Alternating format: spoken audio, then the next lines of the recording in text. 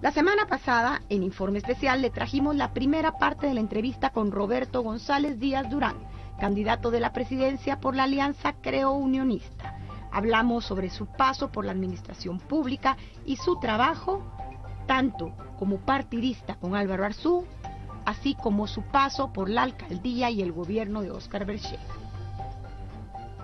Conocimos a fondo los cuestionamientos sobre las denuncias en contra de Roberto González por programas como el de la reconstrucción de la tormenta Stan, así como su relación con Ricardo Ortiz, yerno de Óscar Berchel y sindicado de dirigir una red de contrabando al amparo de la SOCEP. Hablamos de algunas de las sindicaciones por la compra de los tomates y de los semáforos a una empresa mexicana que recibieron cuestionamientos de sobrevaloración, y también hablamos de sus éxitos, sus grandes luces y sus planes a futuro. Hoy, en Informe Especial, le traemos la segunda parte de nuestro programa. Roberto, otra de las etapas de tu vida fue cuando dirigiste la reconstrucción nacional tras el paso de Stan que devastó lamentablemente Guatemala. En ese momento, también los medios de comunicación reportan que hubo muchos fallos en las ejecuciones de los proyectos que fueron entregados con mucha tardanza, falta de planificación. Se dice inclusive que se tuvieron que cambiar los diseños a 90% de los proyectos, y se habla de muchísimas compras que se hicieron por el estado de emergencia sin licitación, a dedo, y que podrían haber sido motivo de cuestionamientos, de poca transparencia. ¿Qué me puedes decir sobre esta primera fase donde tú estuviste? Porque luego saliste de allí. Sí, mira, realmente el rol personal que me atribuyó el presidente en ese entonces es un rol que duró 3 meses y medio, que consiste primero en hacer el diagnóstico de los daños. El presidente Berchel seguramente me escogió a mí no solo porque era gerente de la presidencia, sino que porque de alguna manera el criterio de escoger a una persona más técnica que no tuviera aspiraciones presidenciales en esa época era ideal para ejecutarlo, y además mi profesión es gestión de proyectos. Entonces, con la ayuda de la CEPAL, en un término de 5 semanas pudimos hacer el inventario de los daños en distintas áreas, porque si se cayó un puente tiene que haber un proyecto de hacer un puente y valorarlo. Se cayeron casas, hay que hacer un proyecto de rehabilitación de casas y valorarlo. Esa valoración de proyectos se hace en otro mes, digamos. Y esa cantidad, que fueron como 5,000 millones de quetzales, me tocó a mí hacer un proyecto de ley para el Congreso de la República, para que lo aprobaran, porque es un presupuesto adicional, y que después de aprobarse por el Congreso, cada órgano ejecuta. Roberto, tú fundas un partido nuevo. Sin embargo, uno de los principales cuestionamientos que encontramos constantemente es que otro de tus fundadores haya sido Ricardo Ortiz, la Ruca, en ese momento yerno del expresidente Óscar Berchel, y a quien Óscar Germán Platero Trabanino, en los años 2004 y 2005, sindicó en el Ministerio Público de ser el responsable del contrabando de furgones que venían para la SOCEP. Dijo que había contrabando de pollo, que había contrabando de hidrocarburos, e inclusive presentó demandas penales. El gran cuestionamiento es ¿por qué llevar a Ricardo Ortiz a fundar este partido si lo que estabas buscando era la renovación de cuadros? Porque yo estoy absolutamente convencido de que todas estas indicaciones fue una conspiración, una sarta de calumnias bien estructuradas, con intereses de hacer daño precisamente el combate que se estaba teniendo al contrabando por el gobierno, y específicamente a la cabeza de Carolina Roca, quien tuvo una gestión en la SAT, digamos, comparada con los desastres que vemos ahorita. Carolina tuvo una gestión admirable e impoluta, y por eso lo digo, yo lo tengo al lado, precisamente porque no solo es amigo de mi infancia, sino que es una persona que tengo certeza de que ese tipo de cosas no fue más que una víctima por encontrar morbosamente al yerno del presidente. ¿Y cuál es el rol de Ricardo Ortiz adentro del partido? Bueno, y otra de las decisiones es miembro del comité ejecutivo. No había querido él, precisamente porque sabía de esas cohibiciones que pudiera tener. Y yo mismo le dije, mira, yo creo que eso concede, Uno debe ser transparente.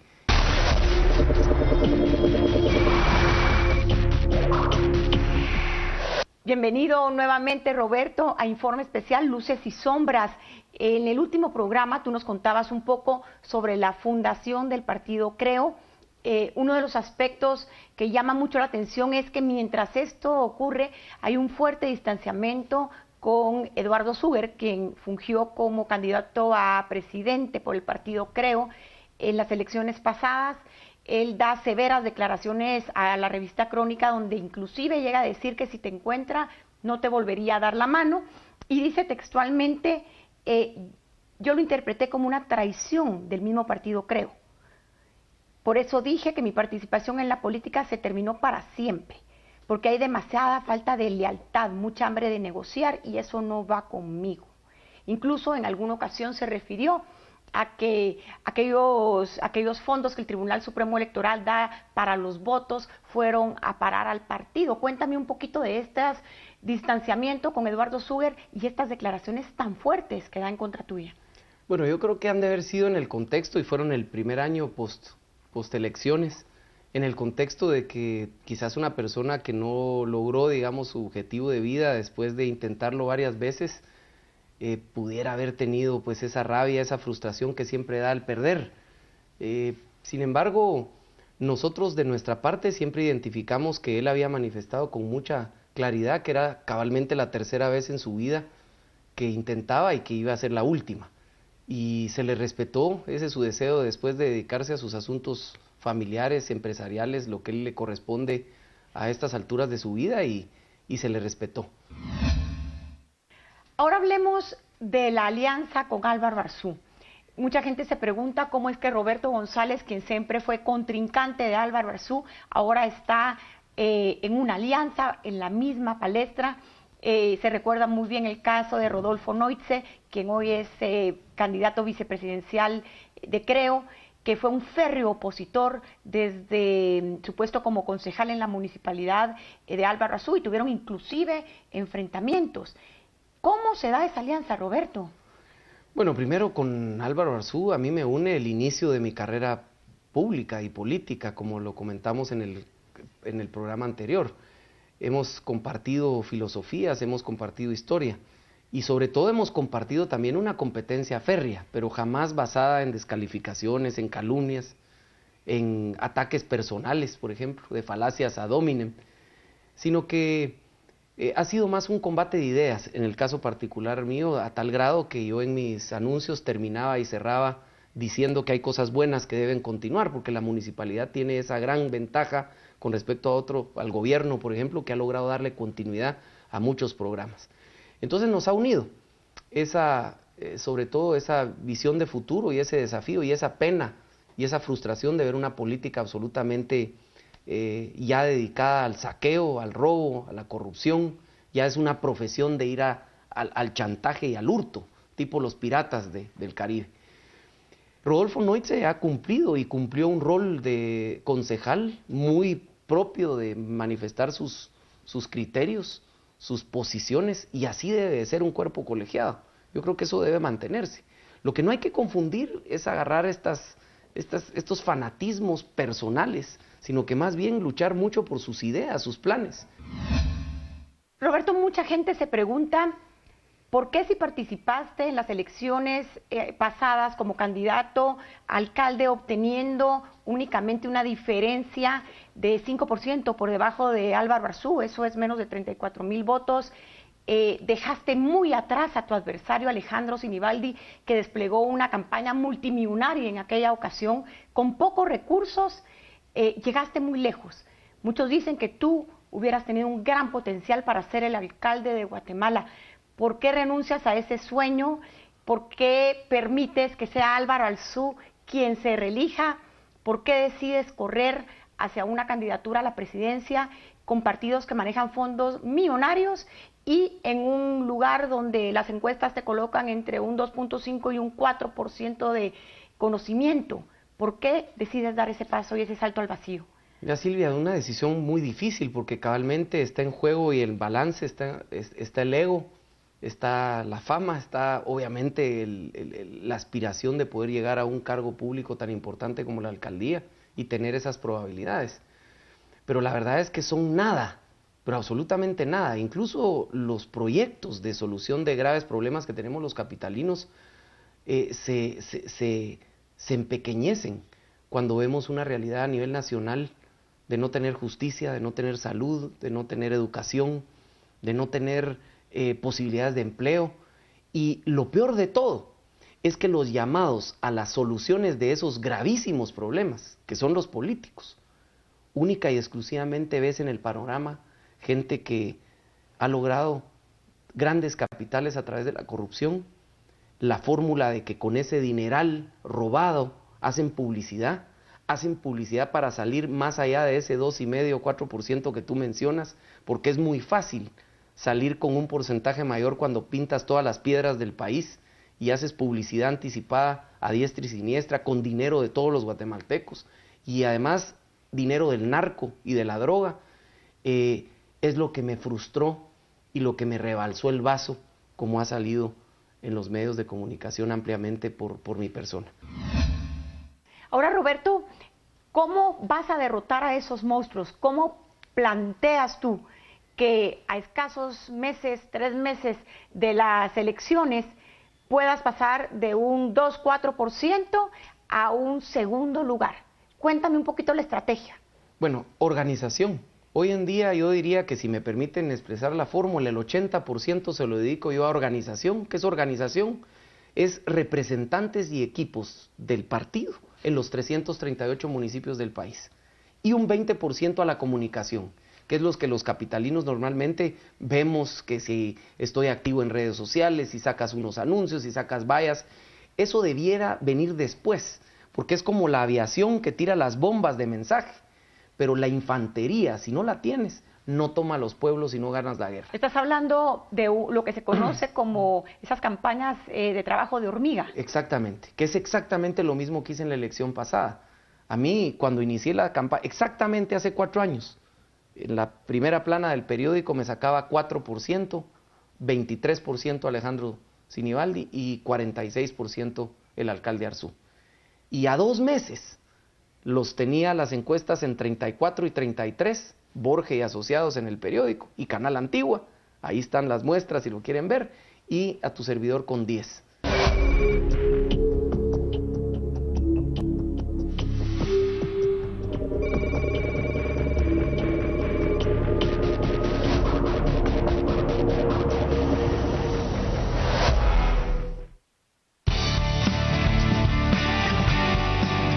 Estamos presentando Informe Especial.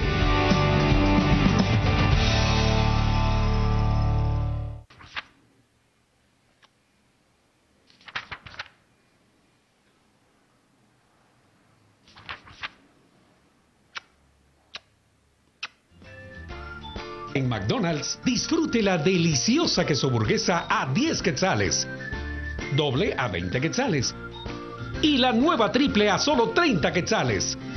1, 2, 3, cheese. McDonald's, me encanta. I get cranky when the moon is full. I get cranky when the moon is full.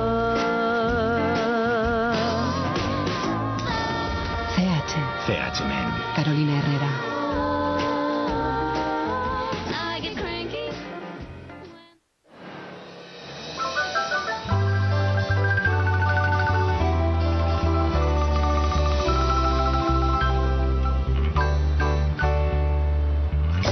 Cómo olvidarme yo de mi tierra, lugar de fe y cosas muy bellas, lugar que me dio el primer respiro, en aquel pueblito me dio nacer.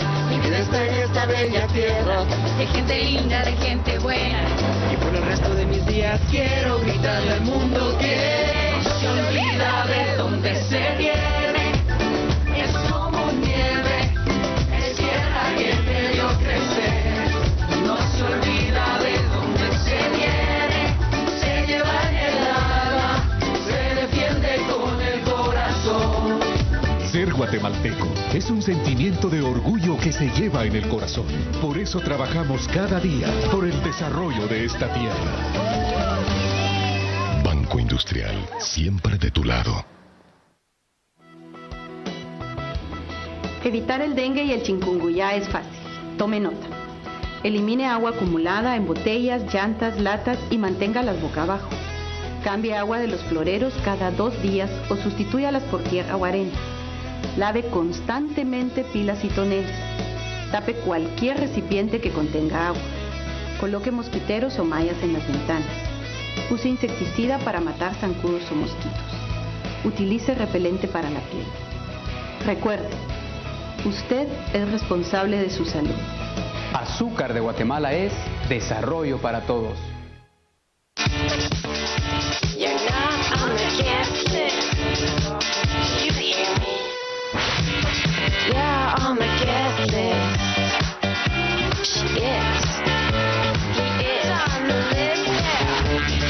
Yeah. 2 and 2 VIP, los nuevos perfumes. Carolina Herrera.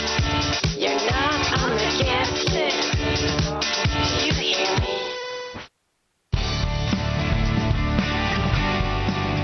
Estamos presentando Informe Especial.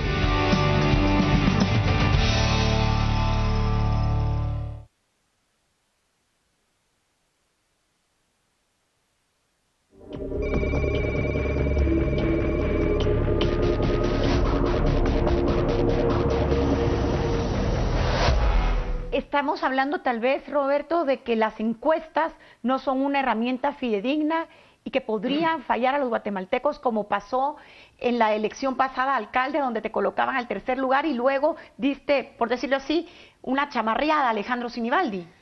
Mira, yo siempre respeto las encuestas, digamos, porque son un instrumento científico, una fotografía en determinado momento. Entonces yo las respeto, ¿verdad? En algunos casos uno pues o se contenta o se molesta por determinados resultados que uno quisiera, pero yo las respeto. Pero jamás en mi vida política he tomado una decisión de participar o no participar derivado de la predilección electoral que en una fotografía veo. Roberto, dame 5 nombres de ese equipo de trabajo que tú dices tener para cambiar esta realidad. Bueno, te menciono algunos miembros del comité ejecutivo nuestro. Tenemos personalidades extraordinarias. Álvaro Castillo Monge, que ha dado el paso a dar un ejemplo de participación política teniendo pues su vida plenamente balanceada. Está Alfredo Vila, está Rodolfo Noitz, está Richard Lee, nuestro nuevo secretario general, un patojazo, Selvin García de Pachalum, 3 veces alcalde de Pachalum, un gran líder. Tenemos a Eduardo Smith, tenemos a mucha gente que está con nosotros. Tú mencionabas a Rodolfo Noitz. Rodolfo Noitz ha sido, lo sabemos, tu amigo personal, fue una persona que impulsó la modernización en el tema de los taxis amarillos, que se le dio una concesión. Posteriormente estuvo como presidente de la portuaria Quetzal. No obstante, y luego como concejal actualmente, no obstante es una figura poco conocida en el ámbito político. Y muchísimas personas se cuestionan, particularmente analistas. Sabemos que hubo un acercamiento del equipo de Suri Ríos para poder hacer una alianza contigo como compañera de fórmula y que fue rechazada. Muchos se preguntan por qué una figura tan popular como Suri Ríos, que está captando un mercado joven, no pudo ser tu binomio. ¿Por qué le dices no, Roberto? Porque tienes que ser muy congruente con tu filosofía y con lo que expresas. Te comentaba antes que la gran, digamos, motivación de fundar Creo fue hacer equipo. Y hacer equipo y tener una visión conjunta, tener estrategias discutidas para alcanzar esas metas y sobre todo tener los mismos valores no es de la noche a la mañana. Por consiguiente, si tú vas a ser congruente con hacer equipo, el binomio mismo es el inicio de un equipo. Y si no aplicas esas características a tu binomio, ¿qué solvencia tienes para estar hablando de integrantes? Con Suri Ríos no había posibilidad de hacer equipo. Posiblemente, y te digo, no solo con ella, también fue el partido oficial quien propuso, también Alejandro Sinibaldi de alguna manera también lo estuvo difundiendo. Pero ¿qué es lo que sucede? Vuelves a caer en ese mismo concepto.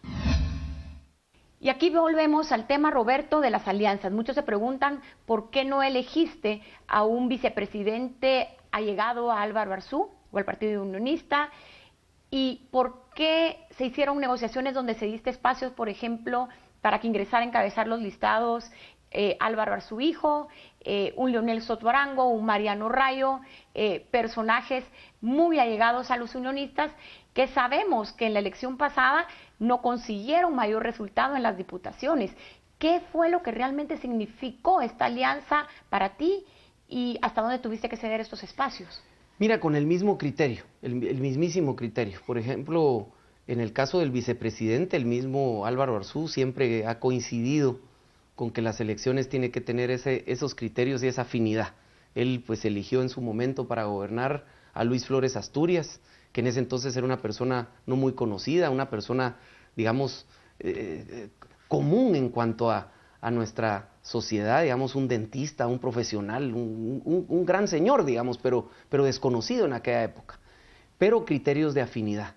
Y así lo logramos, y por eso es que la escogencia no estuvo en juego esas cuotas y ese tipo de arreglos. ¿Qué pasa con el hijo de Álvaro Arzú? El hijo de Álvaro Arzú, yo fui el mayor impulsor de que él estuviera ahí. Primero porque es una persona muy preparada, estudió Administración Pública y Ciencias Políticas. Es una persona que brilla en sí mismo, que tiene evidentemente sobre sus hombros ya el estigma de tener no solo el mismo nombre, sino que la historia del padre. Tú mencionabas un tema interesante que también se pregunta muchísima gente. Roberto Arzú, el hijo mayor de Álvaro, una persona que estuvo muy de cerca a su padre durante su gestión como presidente y que tuvo sendas indicaciones de participar en negocios públicos, pero también creó los escándalos más fuertes en la gestión de Álvaro Arzú. Muchos preguntan, ¿y ahora qué va a pasar con Roberto, más conocido como el Junior? ¿Qué va a pasar realmente con esta figura? Bueno, yo honestamente, Silvia, tengo años de no verlo, solo pues he sabido digamos, de los círculos sociales en donde estamos, de sus digámoslo así, de sus experiencias, muchas de ellas ingratas que le ha dado la vida. Pienso que es una persona que necesita ayuda, es una persona que ha tenido vicios y enfermedades que de alguna manera deben de ser tratadas como tal. Pareciera ser que Álvaro Arzú Escobar es el próximo ungido, es la nueva generación de líderes que vamos a ver en las próximas elecciones, Roberto. Yo sí quiero tal vez ratificarte, Silvia, no ha querido ni él, ni el papá, ningún tipo de ungida. Yo creo que él se ha ido ganando su espacio, yo lo aprecié. Y me siento de alguna manera orgulloso de que si puede brillar, que brille bajo este impulso político que hemos tenido ya al mando, digamos, de esta nave que llevo yo.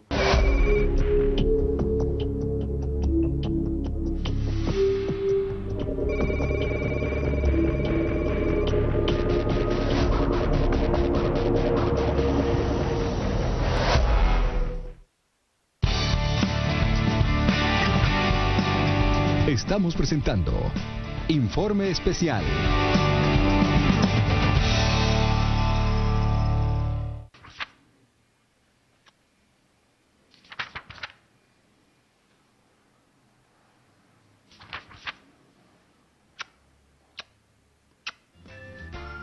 En McDonald's, disfrute la deliciosa quesoburguesa a 10 quetzales, doble a 20 quetzales y la nueva triple a solo 30 quetzales.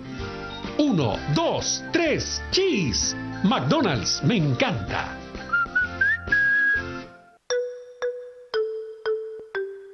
Porque Guatemala es cada uno y somos todos. Y en nuestros talentos radica nuestra riqueza. Somos el ensamble perfecto, como una marimba, donde cada quien hace lo suyo. Porque trabajar en armonía es el mejor legado para nuestro país.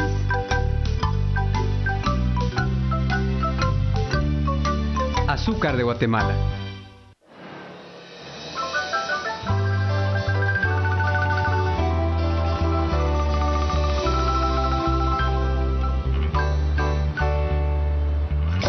¿Cómo olvidarme yo mi tierra, lugar de fe y cosas muy bellas, lugar que me dio el primer respiro, en aquel pueblito me dio nacer. Mi vida está en esta bella tierra, de gente linda, de gente buena, y por el resto de mis días quiero gritarle al mundo que no se olvida de dónde se viene, es como nieve, es tierra que me dio crecer, no se olvida de dónde se viene, se lleva en el alma, se defiende con el corazón. Ser guatemalteco es un sentimiento de orgullo que se lleva en el corazón. Por eso trabajamos cada día por el desarrollo de esta tierra. Banco Industrial, siempre de tu lado. I get cranky when the moon is full. I get cranky when the moon is full. CH. Carolina Herrera. I get cranky.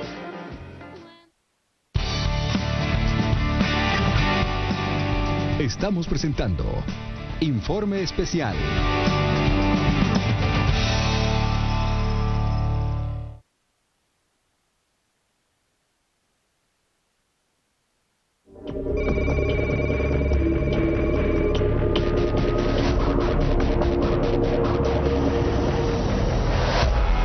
Roberto, sigamos hablando un poquito de la bancada, creo.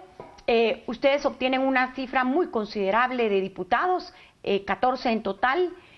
Sin embargo, vemos a lo largo de los años que muchos de ellos emigran llegando a 6, luego vienen otros que se fusionan. Actualmente tu bancada es de 10 diputados y muchos de ellos han estado implicados en escándalos de corrupción, en transfugismo.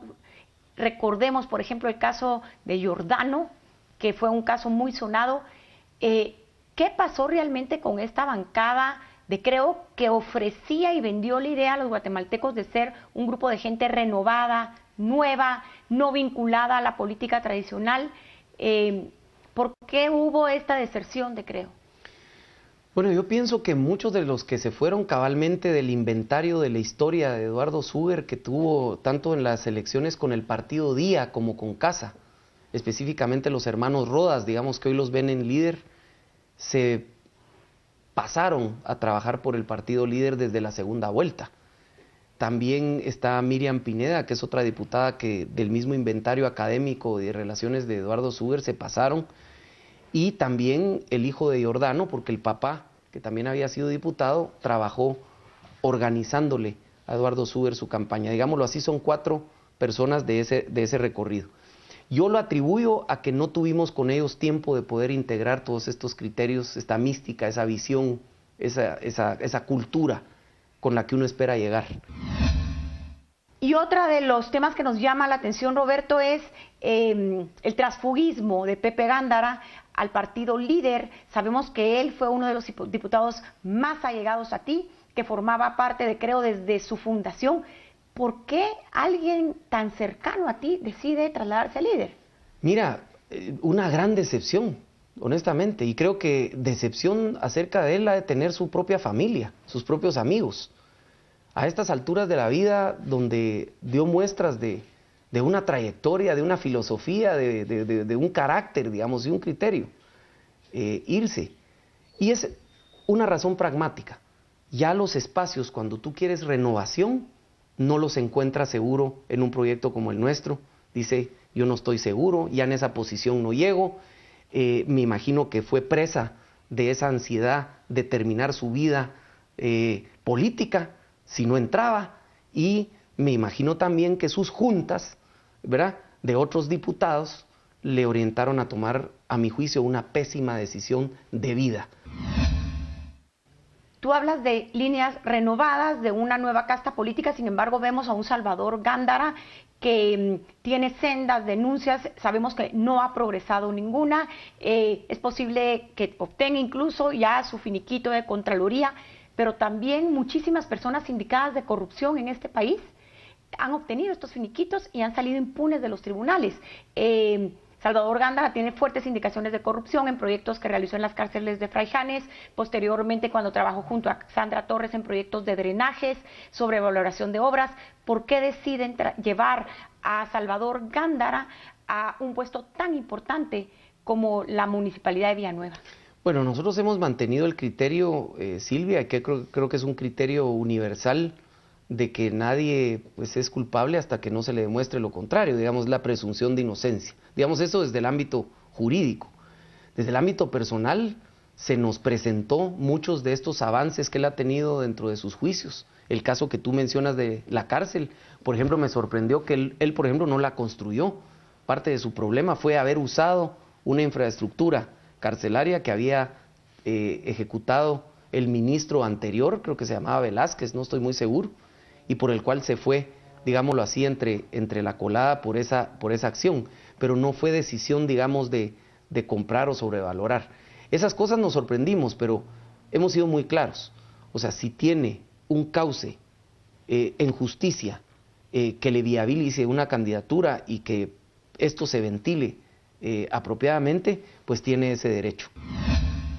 Hablemos un poquito de la coyuntura, la renuncia de Roxana Valdetti, un partido líder muy fuerte que ha roto toda la ley electoral, campañas anticipadas, que se pinta como el candidato preferido para llegar a una segunda vuelta. ¿Qué es lo que tenemos en el panorama y qué es lo que nos espera, Roberto? Mira, Silvia, un panorama muy complicado porque evidentemente Manuel Valdizón del partido líder es, a mi juicio, la antítesis de político que uno puede esperar para un país y para solucionar los problemas. ¿Por qué? Porque la misma forma de convertirse en un actor político que esté en los lugares que está ha sido cabalmente por la astucia, por la osadía de ser muy hábil y muy inteligente en poder agenciarse de recursos vía la corrupción a lo largo de su historia. Y este gran capital de dinero invertido y reinvertido en política, en comunicación, en publicidad y en poder mismo para atraer a otros, que ven en él el sueño americano de poder también expandir en chiquito sus prosperidades materiales espurias, es lo que no debe tener en Guatemala. Y es lo que decía yo, no solo los problemas del pueblo, no solo la falta de muchas cosas que tenemos, sino que además como que los doctores que habrían de ir a curar esos males, van así. Uno no puede quedarse callado. Y es el momento de sentir ese llamado de guerra, que no es argumental, porque uno no va a una guerra, dame tus razones. No, las razones dicen, mejor me quedo aquí, no atiendo. Mejor hago lo mío y no me meto a camisa de 11 varas. Para terminar, explícale al guatemalteco por qué debe de votar por Roberto González. Yo diría, Silvia, que los guatemaltecos tienen en esta elección que ser mucho más exigentes con la oferta política que tengan.